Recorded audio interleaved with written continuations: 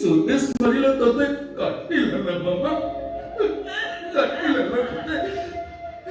ମାମା, ପିଲାଟି ଦିନୁ ଆଜି ପର୍ଯ୍ୟନ୍ତ ମୁଁ ତତେ ମୋ ବାପାଙ୍କ ବିଷୟରେ ମୁଁ କିଛି ପଚାରିନି, ମୋ ବାପାର ପରିଚୟ କଣ ମୁଁ ଜାଣିନି।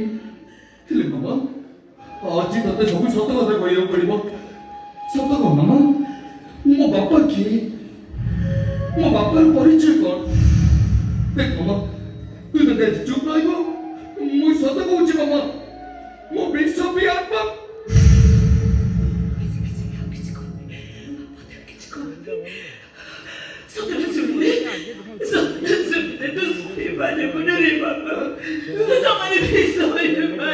ପାରିବି ମାମା, ମୁଁ ସବୁ ସହିପାରିବି।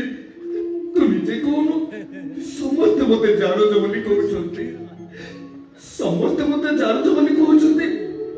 ମତେ ଯେତିକି କଷ୍ଟ ନ ଲାଗୁଛି, ଆଜି ଆଜି ମୋ ଭାଇଟା ମତେ ଜାଣୁଛ ବୋଲି କହିଲା, ମତେ ଭାରି ବାଧିଲା ମା, ଭାରି ବାଧିଲା ମତେ।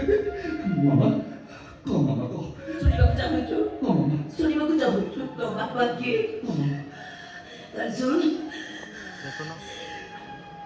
ମୋ ଜିଗର ଗୁଣ ପାଇଁ, ସମାଜ ସେବା କରିବାର ମନୋବୃତ୍ତି ପାଇଁ ମୁଁ ବିବାହ କରିନଥିଲି। ଆରେ ମୁଁ ସତବାର ନୁହଁ କି ବିଧବା ବି ନୁହଁ। ସତେ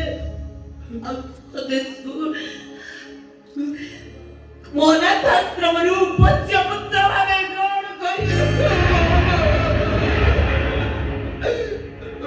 ମାମା, ତୁ କାହିଁକି ଆଣୁଛୁ, ତୁ କାହିଁକି ମନ ଦୁଃଖ କରୁଛୁ? ତୁ ଆମକୁ ଅନାଥ ଆଶ୍ରମ ଆଣିଲେ କଣ ହେଲା? ତୁ ଆମକୁ ଜନ୍ମ ନ କଲେ କଣ ହେଲା?